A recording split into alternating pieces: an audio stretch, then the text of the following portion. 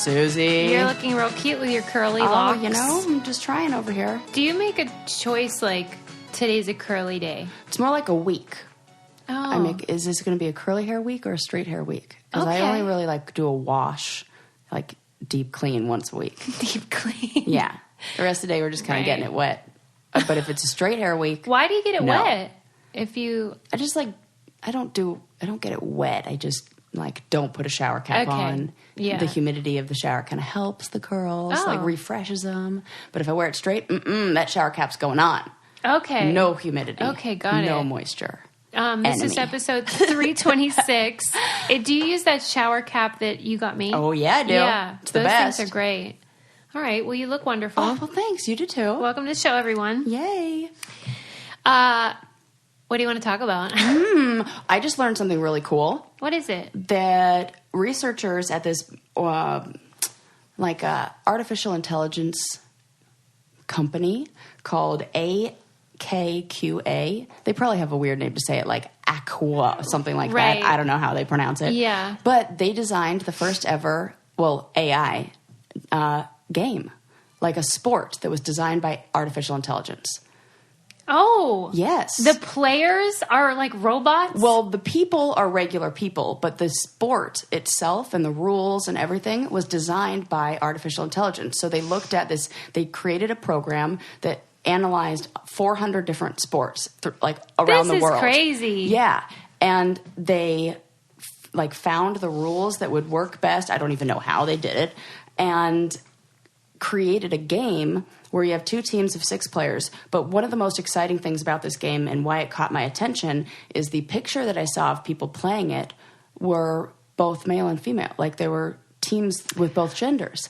And I think, remember how we talked about a long time ago about sports and how we need to start designing sports that cater to different abilities, and it's all just male dominated because if you're bigger, faster, the games. Right. So this game, it doesn't matter. The rules are designed to where you can have teams of males and females, and either one will be just as good. Who's playing this game? Apparently, a ton of people, because they already say that there are leagues forming around the world from Malta to Mozambique, and they have, and it's called Speedgate. I was going to say, what's the name? Who named it? The AI? Robots? Good question. That would be cool. That would be cool. Speedgate. Do you know the premise of it? I sure do. Okay. The object, I'll just read it since it's any of those game rules are kind of confusing. So it says the object of the game is for the teams to try to score points by getting the ball through their own goal posts on the playing field. However, a team can only score if they are first able to get the ball through the posts in the center of the field. Players in possession of the ball are not allowed to move. But they are allowed to pass to other players as long as the ball is passed from below the waist, which caters to if you're shorter, you're fine. It's not like a game where if you're shorter and everybody's throwing overhead, you can't play. It really is designed so it's a really inclusive game. That's awesome. And I'm like, this sounds like so much fun. Yeah, it does sound fun. Yeah, and you can go on Speedgate has its own website, and they're starting leagues, and it says it's so easy and simple and requires very little equipment that you can just get a gang of friends together and start playing in your own backyard, and you can check out the Speedgate website, and they'll tell you how to play. I like that it's good for low income folks too. Like it does, you know how hockey and stuff are so expensive. Totally. Oh wow, this is so cool. Yeah, isn't that awesome? I thought that was really cool. You are for sure going to join a league. Oh, probably. I feel like I can't believe you didn't already. I was really just bringing this up to recruit people to be on my team. A coach. Yeah, I'm like, all right, team, let's go. I wonder how it's going to play out and if it'll become an official thing. I think it will.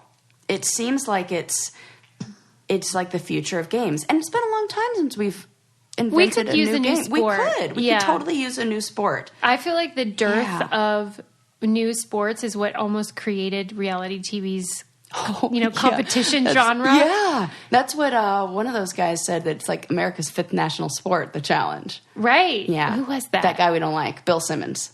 We like him. Well, we like him now, but we didn't like him when he was Team Johnny. We don't like that guy. Right. I was like, we don't like him. Yes. Okay. I like the sound of this. This is very encouraging. Yeah. And do you think that the robots, who was doing it? Scholars or... Oh, you said it's a company. Yeah, it was a side project by a Portland-based innovation agency. So if there is ever a time when I want to not cough, I should definitely not push record. Because as soon as we push record, I get phlegm. I need to cough. I'm surprised it doesn't get vomity in here. Oh, that's funny. All right, I had to wet my whistle there. Yeah. Well, that's good. I like this story. Yeah, so I thought it would be that's like a kind of a cool new thing that maybe if you're like interested and, you're like a sporty person or maybe even a not sporty person who just wants to stand there and pass the ball from below your waist, sign up. Well, whether you're a sporty person or not, we all need to eat. That is important if you're going to have energy to play this new game. Yes, you have to fuel yourself with good food, and I recommend using Green Chef, which... Ooh, yes, I've been using that all this week. So yummy. Oh, my goodness. I had a Cuban chicken with black beans. Oh. Really good? So, in fact, I ate both servings. That's so funny. That's the truth. You know what? You're hungry. Yeah, I was. You're working your brain. And was gone, so. Right. Green Chef lets you choose from a wide array of easy-to-follow lifestyles with select organic ingredients. They have expert chefs design flavorful recipes for your lifestyle that go way beyond ordinary substitutions. And it just makes cooking easy with dinner options, working with your lifestyle, not the other way around. Thank goodness for that. And they have a deal for you guys for a total of $75 off. That's $25 off each of your first 3 boxes. Go to greenchef.us/braincandy75. So again, that's $75 off. It's $25 off each of your first 3 boxes. Just go to greenchef.us/braincandy75. And it's easy, so do it. Yes. I actually just ordered it for my mom because she won't eat. The woman is so weird. And so she'll be like, what? I had a latte. You're like, count. Lady, you need to eat food, sustenance. So hopefully that'll help her. Yeah. Speaking, though, of sports, I watched the documentary about the gymnastics scandal. Oh, my gosh. That was brutal. Yeah. It's on HBO. I think it's called, like, The Heart of Gold or something. Yeah. And, I mean, obviously you know about the scandal and that their medical person was abusing them. But to hear them describe it and also how he got away with it is, it's really an indictment on U.S. gymnastics, as well as the sort of culture we create around money in sports and things to protect abusers. Yeah. And they brought up a really good point that I hadn't thought of, which is how it's the perfect storm for an abuser because gymnasts believe like no pain, no gain. They're trained to work through the pain and just can continue. Yeah. Even if you're in agony. Oh. And so they had that mindset. And also he was a master manipulator, of course. Yeah. And he was sort of the good cop. So like the coaches would be mean to them and right. It's and hidden he'd be in like, love. here's candy or right. like use my phone because they're not allowed to use phones on the ranch when they're training. Oh my God. And he was the guy they turned to that developed trust. And also like their relationship with their bodies, like they're used to people touching them and moving their body parts to get the things right. And so he really exploited kind of like the system. Yeah. And what's crazy to me is that he would start it by doing it in front of their parents, which legitimized it. And made it look like it's it's a medical permissible. treatment. He called it a treatment. Oh my God. And the parents were sort of in the room, and so they might know that he was in that general area, but they would think that it was... God, like, what was he doing? I need to... Well, ultimately, he was... Trigger warning. Inserting his fingers inside of them and doing... I don't know if... He just called it a treatment, but I guess stimulation or whatever. And he told them there was a trigger point in the vaginal canal that he needed to do to, like, help their injuries and stuff. And it sounds crazy, but if you're used to unconventional practices, then it wouldn't seem if you're that a weird. child and you're being told by somebody who looks like a doctor, acts like a doctor, is called a doctor by everybody else, you're going to think that, what do you know? Well, because he would start them when they were about 6. Oh, and come on. Yeah. Yeah. And this is all, everything that you're saying is so... It's textbook, really. It's textbook because what they play into the attachment circuitry, where those same things that a caregiver would do to make you. That's why I say like it's hidden in love, because they take advantage of that attachment circuitry where it doesn't feel, and that's why we call it safe and unsafe touch, because you can't even call it good and bad, because to them it may even feel good. Yeah, it can feel nice if they're good at what they do, you know. And it's messed up, but it's very confusing. Very. And then they would go and the few that would go and say, this is making me uncomfortable, like this doesn't seem like a medical thing. Mm-hmm. And then the coaches and stuff would threaten them and all that stuff. That's all of it's so sad, but you take these like future Olympians or Olympians, and you're like, oh, would you like to not be on the team then? Yeah. And what are they going to do? Right. You've really like created this whole place where there's like environment where they're just stuck. The thing that confused me was they didn't provide a lot of insight into how it progressed. Eventually, when you watch the footage from the trial and you hear the women, testifying, and they would say what ended up happening, where he ended up like having an erection and like putting his wiener on their feet or whatever, different body parts and stuff. God. And so you think, well, how did it go from this is a legitimate medical? I mean, that's some very strategic and manipulative grooming. Yeah. Yes, you're totally right. And so then you're in too deep and all that stuff. And he's in jail, of course. He'll die in jail. But it's just, there were hundreds of women. Oh, well, that's the real shocker. When I was doing these presentations on sexual assault, when I went to the military base in Hawaii, one of the slides that I have is on like qualities of a perpetrator.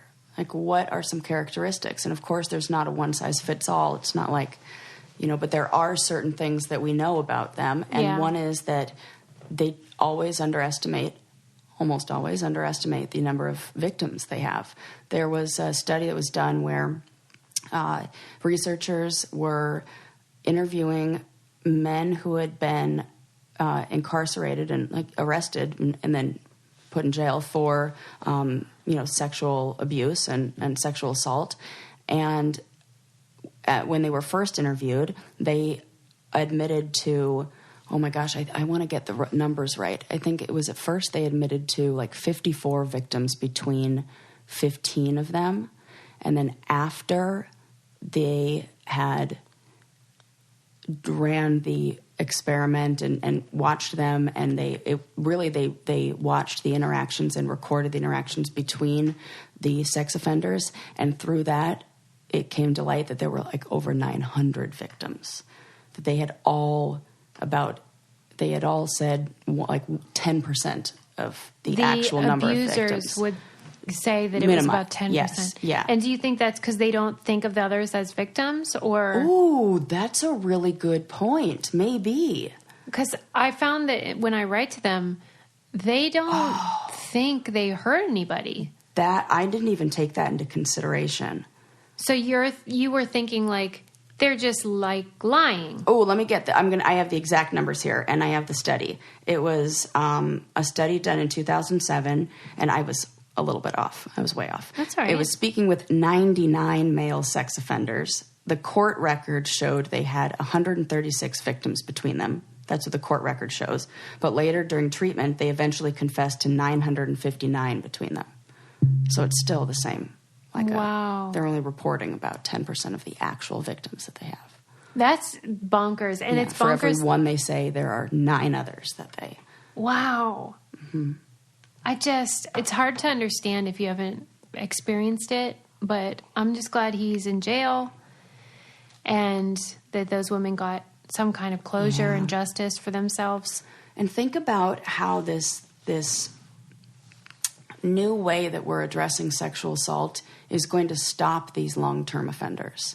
Mm-hmm. By teaching age-appropriate sexual health, really, and sexual abuse awareness to kids, they will develop the language to recognize what safe and unsafe touching is. They'll be able to say that it's wrong we have to teach this to kids so that they can recognize when it's not okay, and talk about things like, no touching under anywhere your bathing suit covers.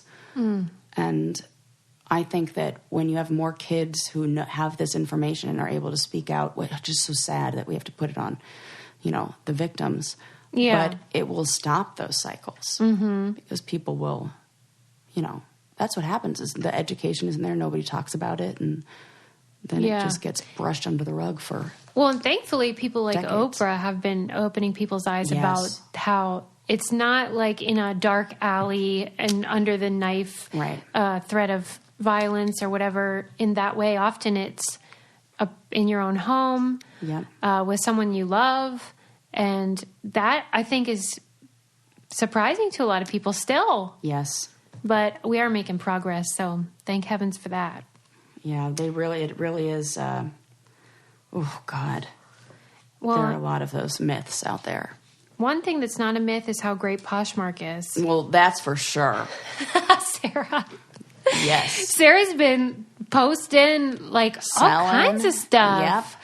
I always see on Twitter, because yours, posts to Twitter then, and I'm Yes. like, Sarah's poshing today. I'm poshing. Poshmark is such a great app if you want to buy clothes that you like, but at a more reasonable price. You can buy gently used or even sometimes new items, often with tags, from people who no longer need them or want them, and you can get a really great deal. Plus, you can list your own stuff, which we do. Yes. And you can make some money and then go buy more stuff. Love it. It's my favorite thing. Or you can just cash out and take the cash. Yeah, it's really great and convenient and super fun because it's always fun to get a sale or to find a bargain. Or sometimes I'll find stuff at the store that I love that's like last season, but they don't have it in my size. And then I'll go on Poshmark and it'll be there. Yeah. I've had good luck Sold, finding take it. things that I thought I missed out on. Yes, totally. Yeah. If you want to check it out, download the app or you can go on the website and be sure to use our referral code, which is also the name of Sarah's closet. It's I'm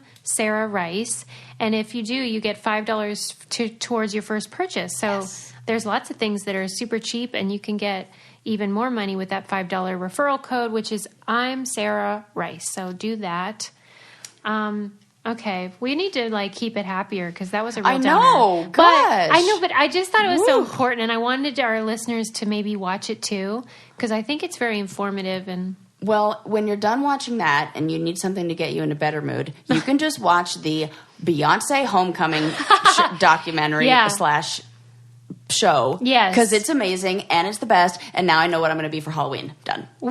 which outfit are you can wear? One of the backup dancers. Okay. Oh my gosh. Now, my real dilemma or problem is deciding whether I want to be pink or yellow. Yes. I mean, with the little berets.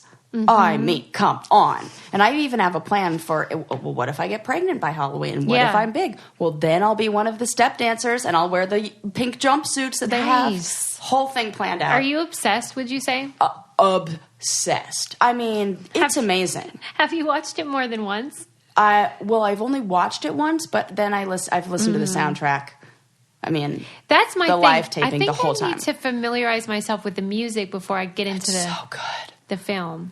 And it's just, the film is the show, but then there are clips in between of her getting ready, her practicing. I mean, when she started rehearsing for the Coachella performance, which, oh my God, I mean, it's so good. I love this.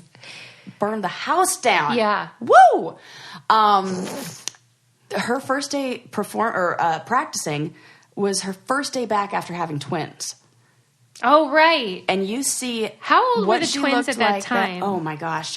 They couldn't have been that old. I mean, maybe I don't know. I couldn't even guess. But you see what she looks like when she first starts and then what she looks like during the performance. And I think it was about maybe 9 months, maybe a year that they worked on this. Mm-hmm. Oh my gosh. She is dedicated and that woman works. So you know how so when Beyonce was growing up, her parents were super involved in helping her prepare for her career and everything. And her dad was doing the dance choreography in their backyard and stuff. So cute. Do you think that that's a good approach? Because it really worked out for them. Yeah. Or do you think that it's too much too soon where it's too hard on the kid to... I don't know. I mean, it seems like both her and Solange did a really good job. Just, they still seem like they have some sense of normalcy. Like, they're not... Yeah, they're not crazy people. You know, yeah, they're not crazy people. But, like, do you think that's just because of who they are, or do you think it's because of how they grew up, where they knew what was expected? Maybe a little bit of both. I kind of think of, like, Tiger Woods' dad, too. Yeah. You know? And the Williams sisters? Yep. Right. Right? Because their dad was can't similar. deny that they're all people of color, and they all absolutely, you know, I hear from my friends, you know, you hear this all the time, that you got to work twice as hard to get half as far.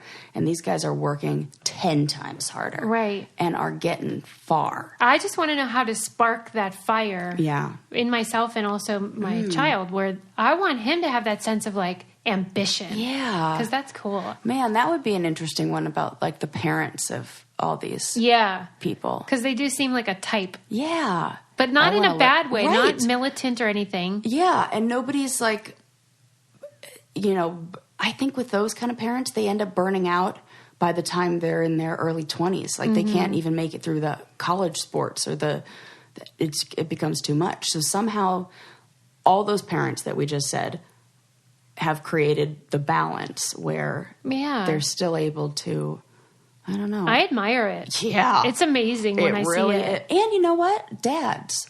Yeah. Maybe it's just like, oh, they're fucking involved for once. Okay. I don't mean in the people of color community. I just mean in general. Because, like, my dad was a dud. Right. You know? No, I didn't go to anything. Right. Like, anytime I see a good dad, I'm like, I wonder what that's like. Right. You know?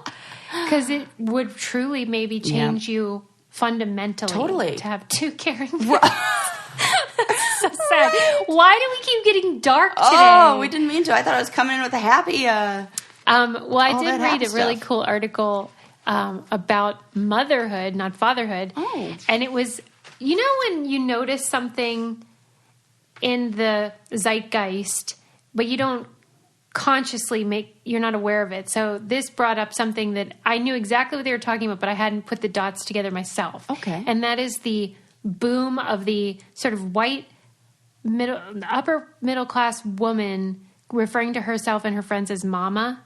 Like, hey mama, like hot mama. Yeah. And that whole thing of, I always think of Tori Hall from the show, because she to me represents that woman. Yeah. Because I'm not like that, but I know she is, where she's just like, she has like inspirational quotes up and all that jazz. And, you know, live, laugh, love, all that. And, you know, she refers to her kids as kiddos.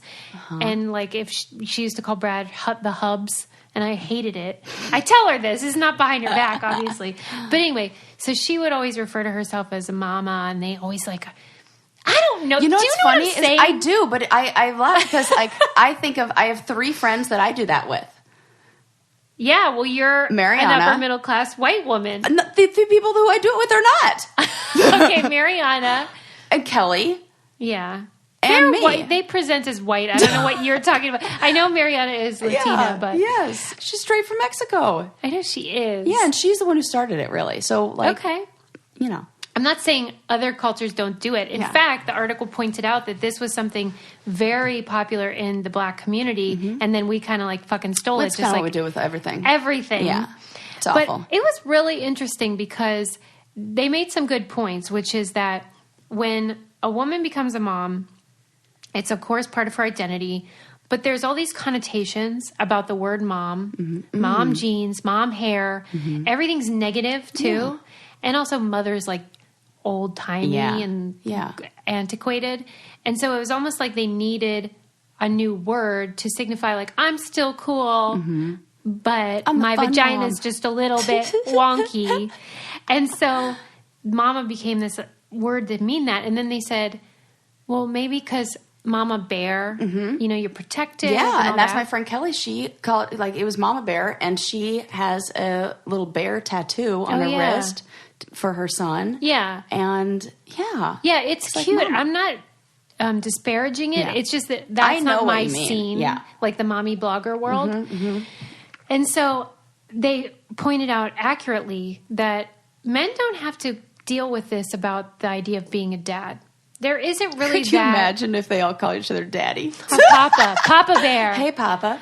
Yeah, they just don't, because we recognize that that's just part of their life. It's not their identity. Dad jeans, dad juice.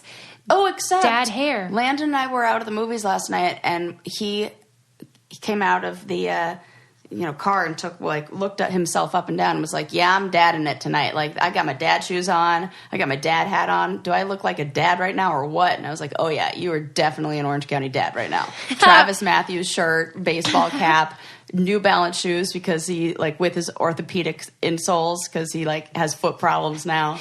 I would say though they're not intrinsically a dig. Even dad bod, people are like, "Yeah, man, I like a They're dad into bod." it, yeah. So it's not that sort of negative mom. Definitely, right.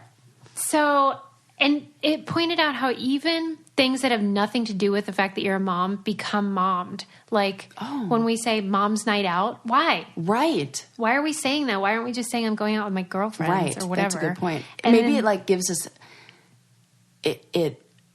it gives them in some way permission to do it. I think that's which bums me out. It does. Ugh. Like you have permission. It's guys' night out, mom's night out. Yeah, guys. Yes, I know. Sarah. Yeah. I know. You're like, yeah, that's why I said it. I know. I'm like, yeah. Man. Right. So anyway, I'm going to put this in the newsletter because it was a really long article and there were so many good points and I just felt like it really synthesized something that I knew existed but didn't really know much about. And of course, the people of color using the term way before we did is another important thing to remember when you weren't using it. Did you see the Met Gala? And oh yeah, what's her name? Lena. Yes. What's her last name? Lena something. Wait. With the shirt, the jacket. Yeah, the jacket that said "Black drag queens invented camp." Yeah, because they did. Yeah, I was glad she wore that. Yeah, and I didn't really know that term. Once I saw her jacket, I'm like, yeah, they did. Yeah, but right? I didn't think of it. All of it, even what do they call it? Like gay. There's a tone that's kind of like a way of speech, like a. What am I trying to say? Affectation? Yeah, kind of like that, where it's really a lot of those phrases that were popularized by black drag queens. Yeah. They totally invented that. Yeah. Black women, and then, it was like... Yeah. Well, we've talked about that even with the yes queen language. That's totally it. Yes, that is it. That then we co-op. Yep. We're like, we're going to take that. That's real cute. Yeah. No. Yeah. I mean, you can, but you sort of have to You acknowledge. got it. Yeah, you have to acknowledge where it came from. Yeah. And, the thing I don't like is when you do all that, but then you're prejudiced or have any kind of feelings against the group that created it. Yeah. You can't be out there. Good point. That's what bugs me. You can't be having using that affect and then also voting against the people who... Yeah, that's why I said to my sister the other day, I'm like, it's not right that mom goes to a male hairdresser that's gay. You can't do that. You can't say that they're sinning and then be like, but do my hair. Right. See, that's what I'm saying. It's like, oh, you like that? Okay, well then vote in favor of these people. Support these people. Help. Yeah, you can't reap the benefits. For goodness sakes. Another benefit that you can reap is if you use Dave, which is an app, dave.com. And it's so cool because it's basically preventing you from getting overdraft fees, right? Well, hello. This used to happen to me. Right, me from too. Age 16 to about 25. Yeah, me longer maybe. Because I would be like, oh, I got a cup of coffee. Really? Because it's $40. Right. Oh my God, I've done that before. And it's very hard to keep track. And then I knew that they do it sneaky. Totally. 100%. Right. Yeah, they put the big purchase first. Yes. So you over. And then every little one after that is That's totally true. Yeah, it is. They admit it, actually. It's awful. But anyway, Dave.com is the #1 budgeting app in America because it saves you from the overdraft fees that ruin your life. And it tells you about your upcoming bills. And you can advance $75 from your next paycheck with no credit check and no interest if you're in a bind, which is great. You get the Dave app, and for just $1 a month, it's $12 a year, which is way less than an overdraft fee. I was just going to say that. Right. So, give $1 a month, but then you don't have to deal with all the other crap. Mark Cuban is an investor. Oh, there you go. He knows what those overdrafts are like. And so you should give it a try. Go to dave.com/braincandy. Really helps the show if you let them know you heard it here. Then download Dave and never pay another overdraft fee again. It's immediate savings. Go now, dave.com/braincandy. It's spelled just like it sounds, DAVE.com/braincandy. There you go. It's so funny because my friend, who I think is probably the best at logistics and the most organized and the best in investment and all that, happens to be named Dave. No. Yeah. Did he make it? In my head, I was like, did he? Wait a sec. My friend Dave would make something like this. Well, maybe he'll like to use it. Tell him. That's funny. He probably already has it. Yeah, probably. Okay, so that was my mommy long read, and I will put that in the newsletter. That's interesting. It's important to think about stuff like that. Yeah, it is. And I just am fascinated by human behavior. Mm-hmm. So it's interesting how you pick up on stuff like the word mama. You may use it, and you might not even realize it's a thing. Yeah. I love things and stuff. How do we feel about the word girl? For whom? Like, girl, something, I like something. it. Me too. I do prefer dude. You taught me that, where I'm like, dude. I love that you say that now. Yeah. It's the best. It suits me, and it's just great. Welcome to California. Is that what it is? Yeah. Okay, yeah. Because it does feel so emphatic. Uh-huh. Like, dude. But maybe it's because I hear you doing it when I do it. Yeah, but girl. Because it's the start of a sentence, not how anywhere. I would never put the word dude anywhere else but the very beginning of a sentence. I kind of feel like it's an entire sentence.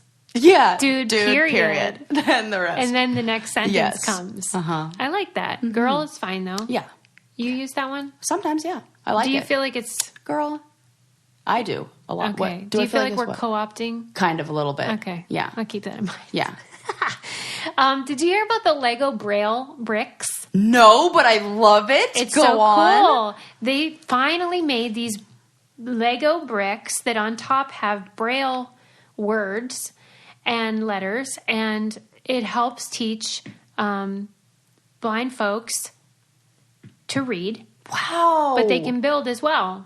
And it's just such a cool... Man, that has to be activating some really cool stuff in your brain. Yeah, and I feel like I would love to have those. Like, you could even maybe learn yourself some of the Man, that's really language. Cool. Yeah. I thought so too. And I was just like, it's just like you say, you like some good news sometimes. Yeah. Like, I said to Adam, Sarah's been really into like good news lately. I don't know what it is. She's on this like whole good news kick. Because you're graduating, maybe you're feeling like optimistic. Super. And I'm that's like, totally okay, it. I'll meet you where you are, but I'll meet you where you are. But that's not where that's so funny. Yeah, but that was some good news that I thought Sarah's going to be really happy about this. I am happy about that. But I didn't realize there was like a need for it. But I suppose it's sort of like the blocks that little kids use with the letters. You know, English letters. Oh my gosh, absolutely. So it can be used in that way. Yes. Which is fun. And my mom swears that's why I have color graph my synesthesia. I because believe of a block that. set.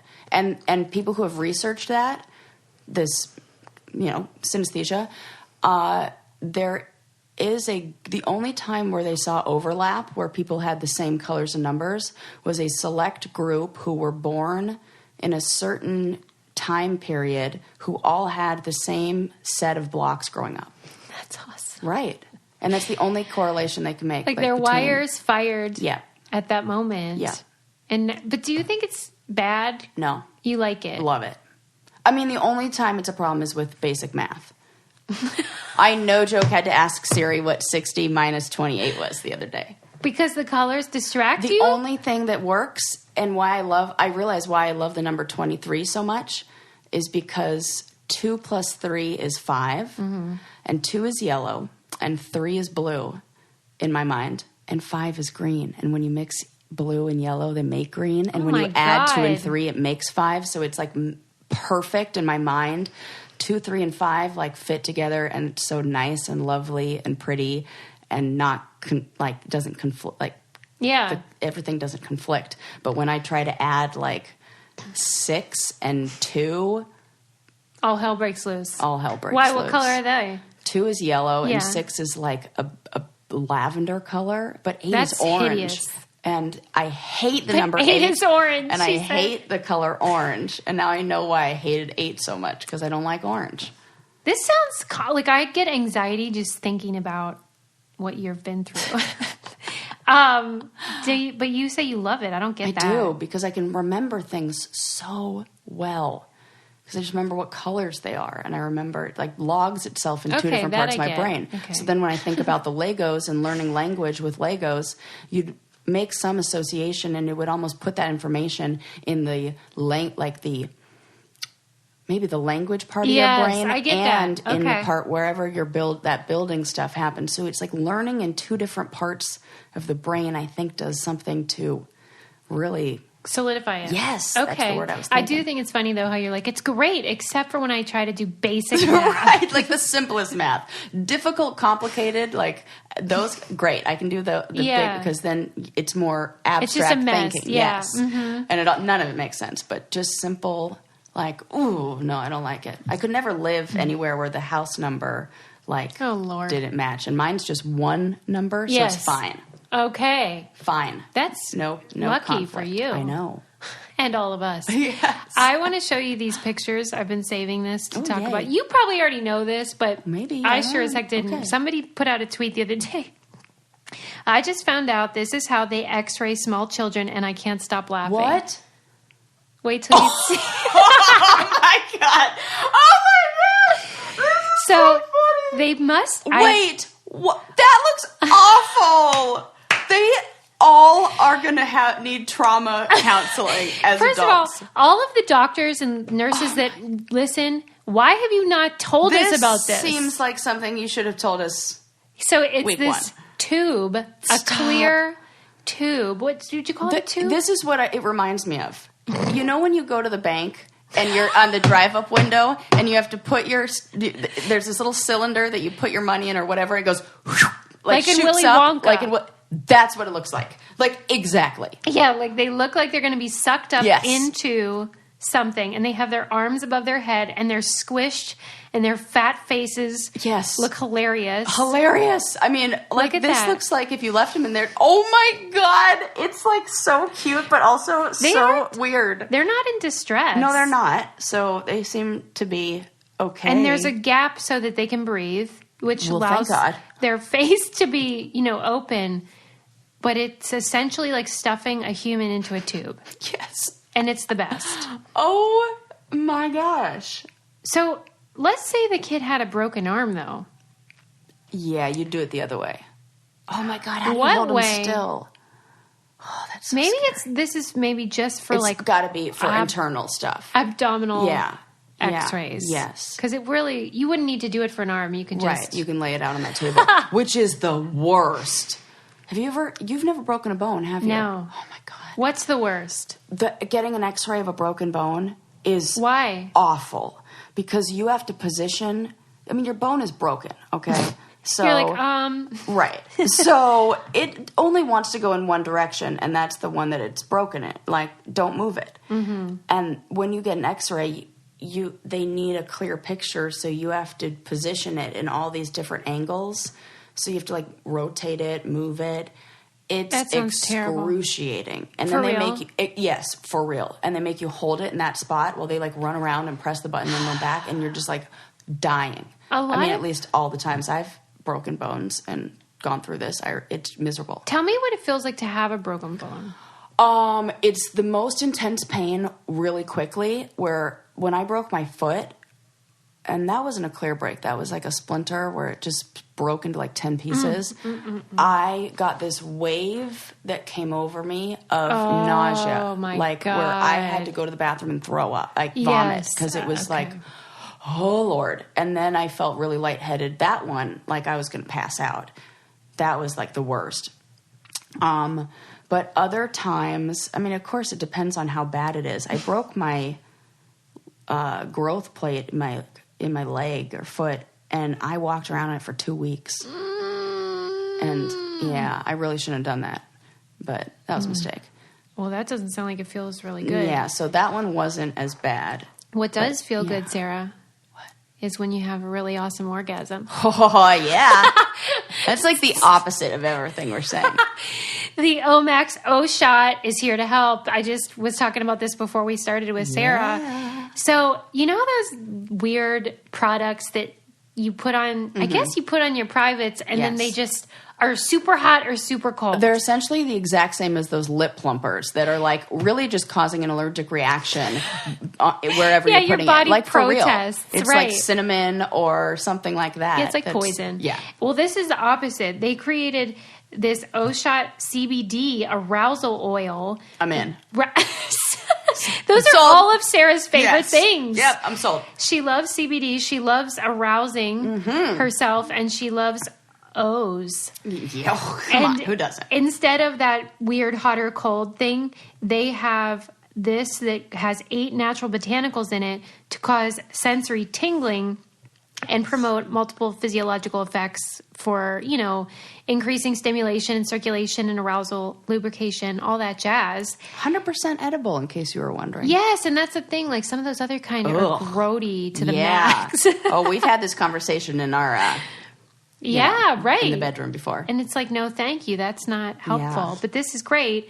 And it's a base of organic liquefied coconut oil. So that helps lubrication.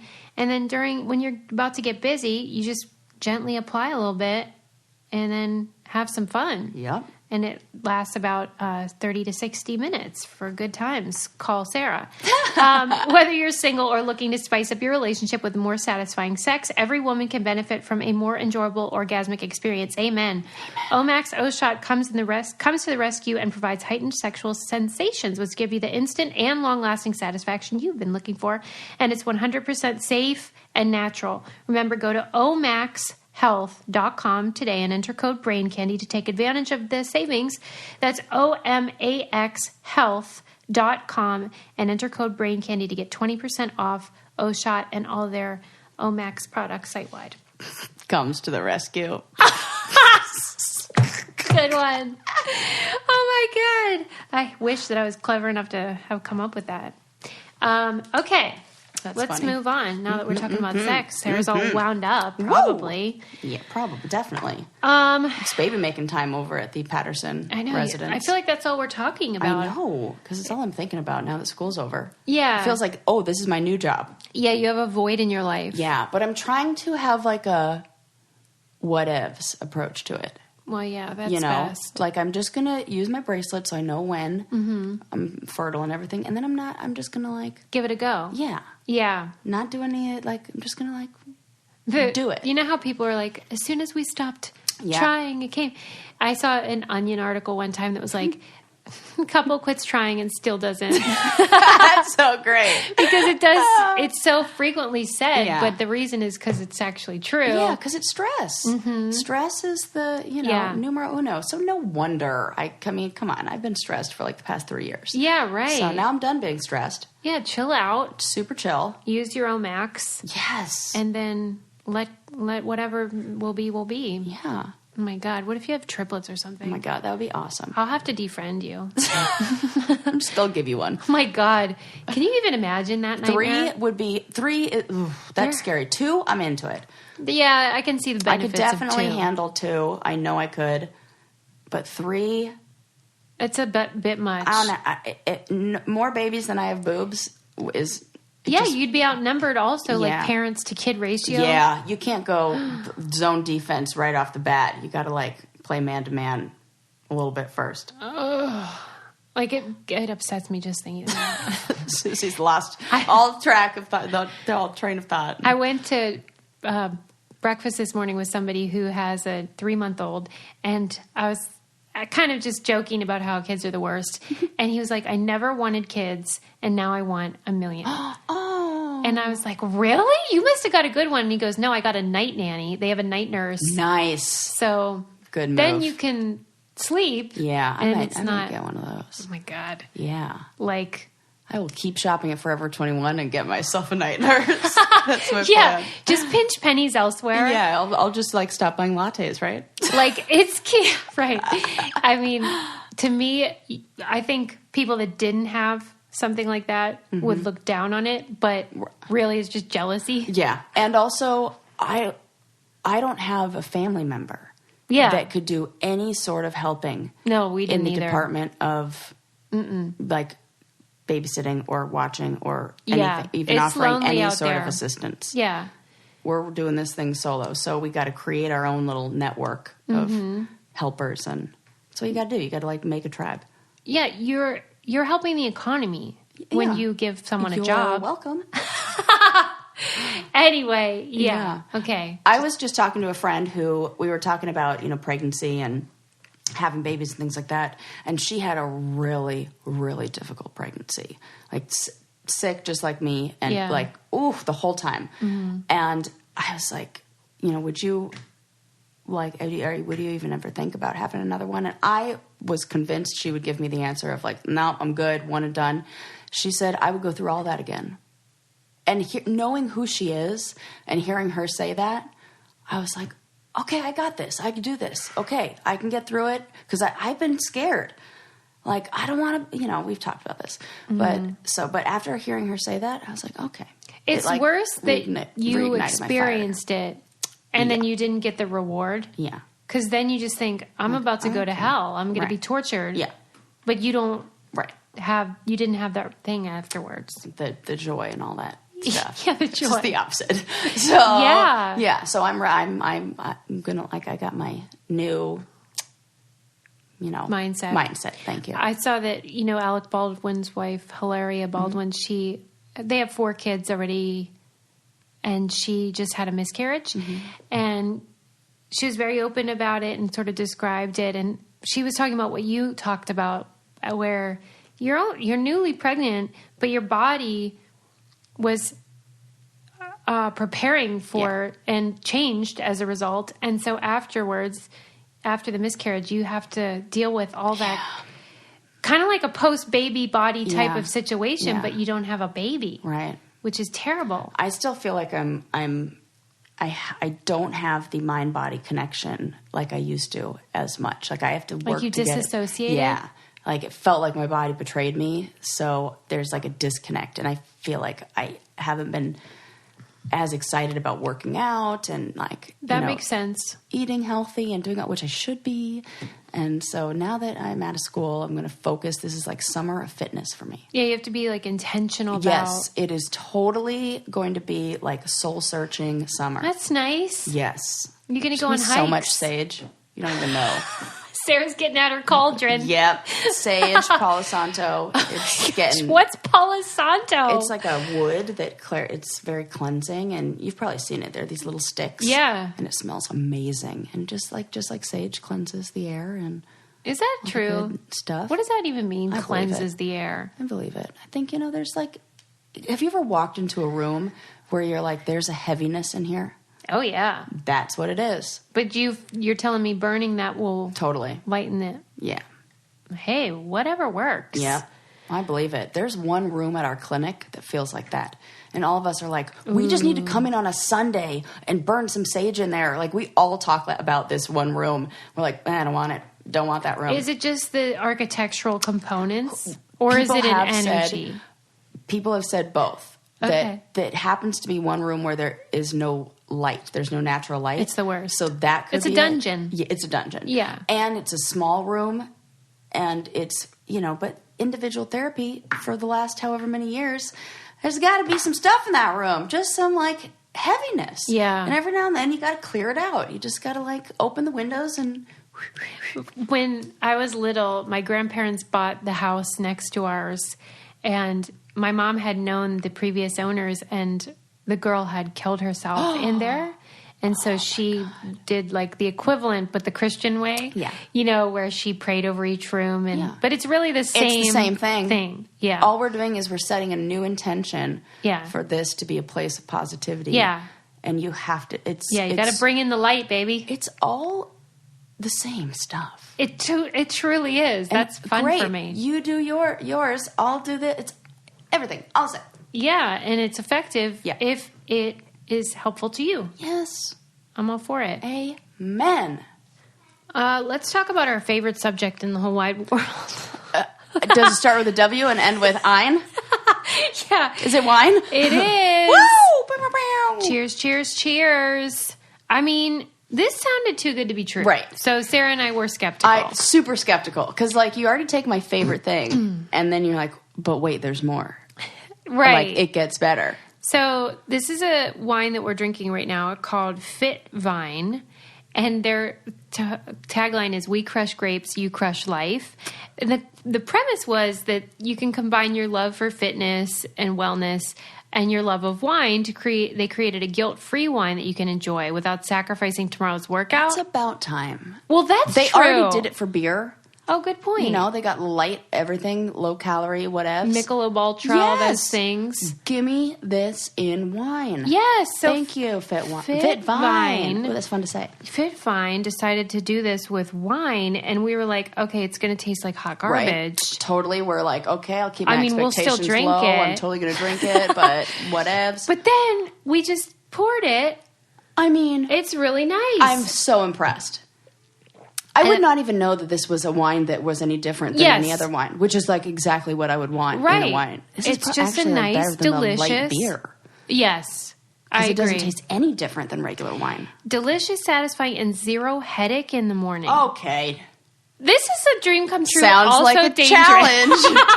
Right. We'll find out. Yeah. Well, so, okay. This is the deal. It contains way less sugar, almost none, we noticed. Almost none. I can't even believe it. Fewer sulfites, no flavor additives, great taste, lab tested for pesticides, mold, arsenic, glyphosate. Those are all the things that do give you headaches. Right. It's not, some people think it's the sulfites. Nope, there's more sulfites in a glass of apple juice It's and all broccoli. the other It's all the jazz, too. other crap. And this takes it out. Oh, I love this. Fit Vine wine is available nationwide at Whole Foods, Albertsons, Total Wine, Kroger, and your local liquor store. Or just visit fitvinewine.com and you'll receive 10% off your order when you use our code BrainCandy10. Shipping is free when you order a case or more. That's fitvinewine.com and receive 10% off your order and use promo code BrainCandy10. Oh my God, I'm ordering a case of this for the Patterson house. Because, look, I'm going to drink wine. Yeah. That's just a guarantee. That's how it works. So, wouldn't it be great if I drank wine with less calories, less sugar, and no hangover? Yep. Yes, sign me up. please. All right. Done deal. Anyway, did you hear about that woman? No, you probably didn't. She didn't find out until she was 70 that she was white. What? She's adopted into a black family and just believed. I mean, I saw a video. She looked like ambiguous. Yeah. So, you know, like ethnically ambiguous. People cast a lot of that Yeah, I was here. just going to say a commercial's dream. Yeah, like Johanna, she told me that's what her thing is. Because Just you like, don't know what what they are. you? Yep, and they get a lot of jobs. And so she just nobody ever talked about it. Nobody ever said anything. Oh, good. And then I guess she did maybe a DNA. Oh, yeah, thing? like a 23andMe kind of thing. Yeah, and found out that she was in fact white. And so she still identifies as a black woman, but she really gets mad when you mention Rachel Dolezal. Oh, I'm sure. 'Cause This she's is like the I'm- opposite of that. Yes, it is. Where her identity was formed believing she was... Yeah, and it seemed like the people around her confirmed that identity and, you know, like... Validated it. That's the word I was looking for. Whereas Rachel Dolezal that's not. It was the opposite. Yeah, and she says, I didn't lie. I didn't know that I was Right. white until I was 70. Wow.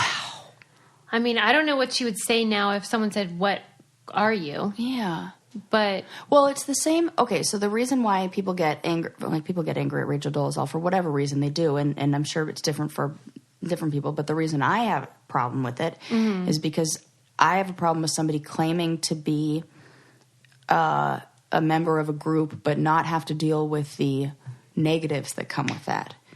She didn't know what it was like to walk down the sidewalk and have somebody spit in front of her or to be given those little looks that are, you know, but if somebody grew up and in a black family, they got, even if they were white, they got all of that. Oh, for sure. For sure. I think they received the negatives that came along with. Yeah. She probably could provide a lot of insight about what it's like to walk around in the world. Yeah. In that situation. And then to find out you weren't that. But you got to experience what that is like. Yeah. I mean, and she's 70, so it's not like she was... I mean, the majority of her life was spent where race was a big issue, right? Mm-hmm. That would be really... Is, but it is interesting. Difficult. And I'm sure that with the DNA testing boom, a lot of people are going to find out a lot of things, whether it's about their lineage and their parental... what do you call that when someone is your, like, genetic... Yeah. Your biological parent. Yeah. And then... Lineage. Also... things like race, ethnicity, that maybe someone's Jewish and they didn't know, or vice versa. Yeah. That's weird. I don't want to know. No? Yeah. I was just having this conversation with a friend the other day that I have this, I don't know if it's a fear or just this, like, I just feel like everybody was on the wrong side of history. Knowing I don't know. What do you mean by that? I mean, I think about the stories that I do know about, like, the Rice family. And there are a lot of stories about them and, like, Native Americans. And I have a feeling that they were all a bunch of, like, murderers and they didn't live peacefully with them, when the stories are like, you know, the Rice brothers were kidnapped by the Indians. And, like, for real, this plaque exists in, like, where is it, like Maine or Massachusetts or something? So you were fucking in America since the freaking Mayflower. Yep, for real. Yeah. And that you can even check out, I think it's called thericebrothers.com or something like that, where it has this whole story. And this is my family, where 4 Rice boys were kidnapped by Native Americans, and then the Rice family and, like, the town they lived in sent out a search party and searched for these boys for, like, a year. Finally found them. Probably there was murder involved somewhere. And 2 of the boys they took back with them, and 2 of them decided to stay there and married women who were Native American and became part of that culture. So you have Native American heritage? Well, not the part...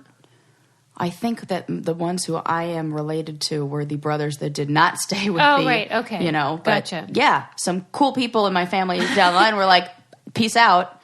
I'm going over here. And one became like a shaman or something like that for the shaman? Native. Yeah, for real. It's like all the history is in there. Like, he became like a medicine man for the...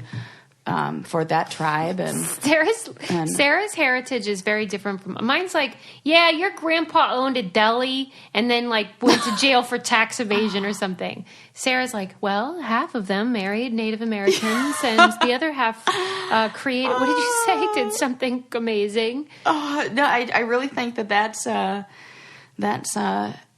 is like that. I'm, like, scared to look it up because I'm scared to find out that they're just, like, you know, the first white people who they probably gave everybody, like, smallpox, gonorrhea, and like that. It's probably my family. And so, like, I just, like, don't want to look it up because I'm like, I know who we were. Ugh, you're not going to tell me things. We wouldn't be friends with them. Right. You know That's what I mean? it. That's it. And then, you know, I was doing this whole paper for the end of my semester where we talk about, you know, our theory and why we believe it and the things in our life that led up to it. And I didn't mention any of the males in my family in my paper when I turned it in last semester. That's interesting. And it was when they edited it, my supervisor wrote, like, what about the males? So this you don't semester, hear that very you much. don't. And so I went back and added that, and I was like, the paragraph is essentially like, all the males in my family were abusive. This one abused their wife. This one was a child molester. This one was a pedophile. So why on earth would I want to go down the rabbit hole of looking up my history when all the males that I know within 2 or 3 generations were awful men? And my brothers are the ones who are, like, changing things and are wonderful men and are doing, like, great stuff. Breaking the cycle. And are breaking the cycle, as, you know, and I'm breaking the cycle of not marrying a guy like that. Right. But nobody else in my family did. Gosh. You know? That's bleak, Sarah. Yeah, it's Did really... you guys know that this was going to be a very special God, why episode? did we, like, make it so sad? You know what's weird about you? I forget that you have tattoos and that it's, like, not that you have them, but just, like, it's a big thing. When someone has a tattoo sleeve, it's a thing. Yeah. I'm bringing this up because I'm looking at it. Yeah.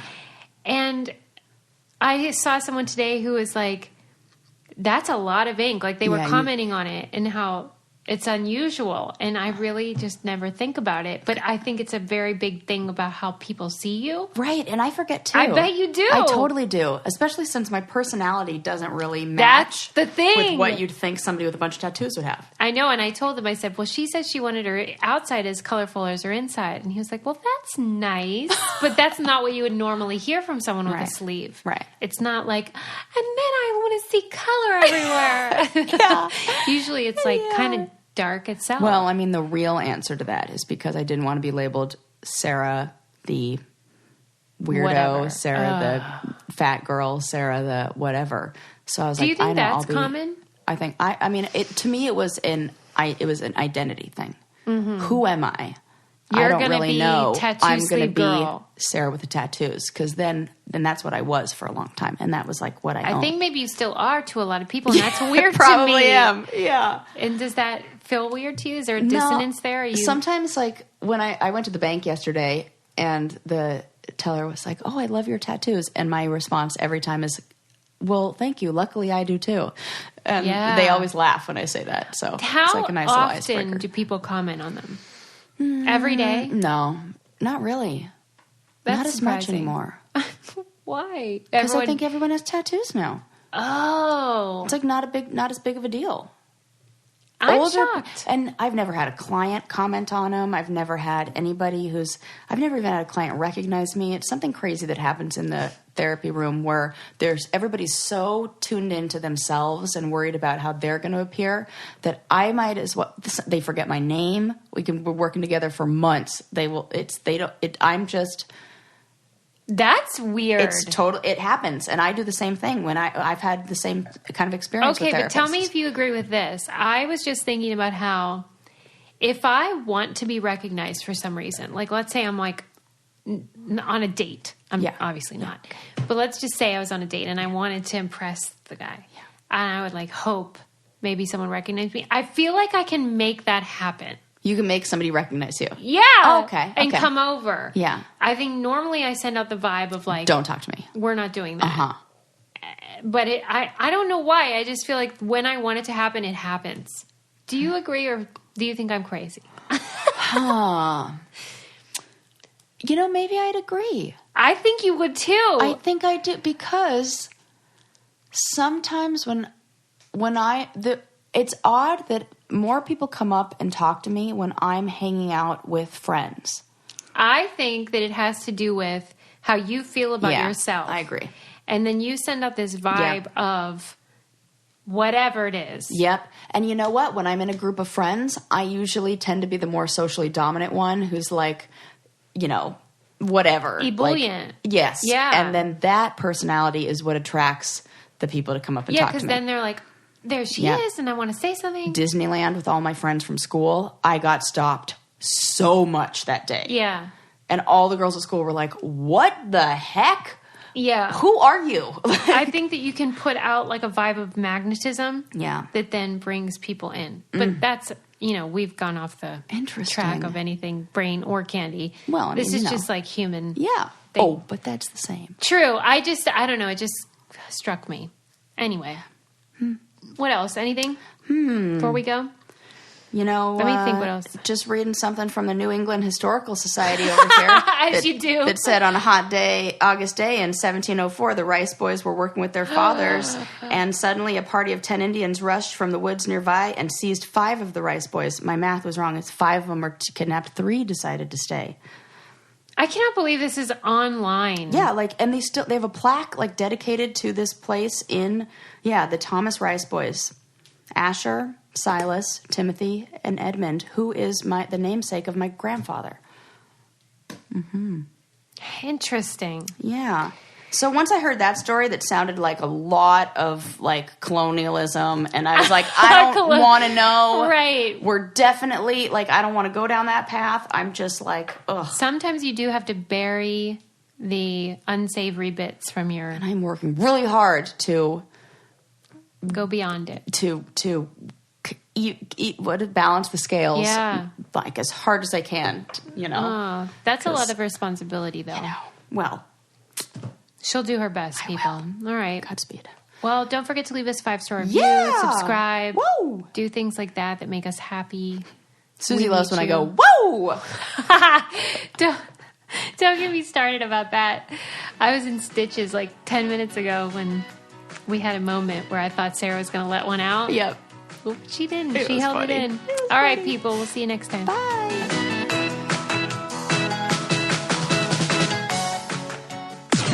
This podcast is brought to you by Wave Podcast Network. Check out all of our shows, including the Brain Candy Podcast, I Don't Get It, Coffee Convos, and Let's Talk About It.